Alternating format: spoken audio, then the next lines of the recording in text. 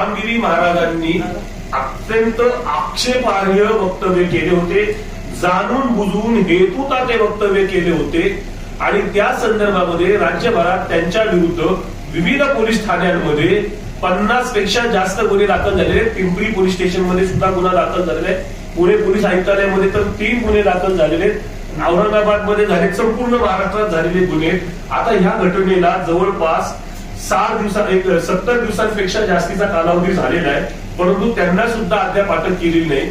किंबहुना त्यांच्यावर गुन्हे दाखल झालेले असताना त्यांच्यावर अटकेची कारवाई करणं अपेक्षित असताना राज्याचे मुख्यमंत्री असतील, उपमुख्यमंत्री असतील, ते जर त्यांचं समर्थन करत असतील आणि साधू संतांना आम्ही अटक करणार नाही अशा प्रकारची वक्तव्य करत असेल तर ते अत्यंत निषेधार्ह.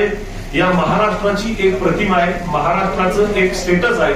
ते स्टेटस जपण्यासाठी म्हणून महाराष्ट्राच्या मुख्यमंत्र्यांनी, उपमुख्यमंत्र्यांनी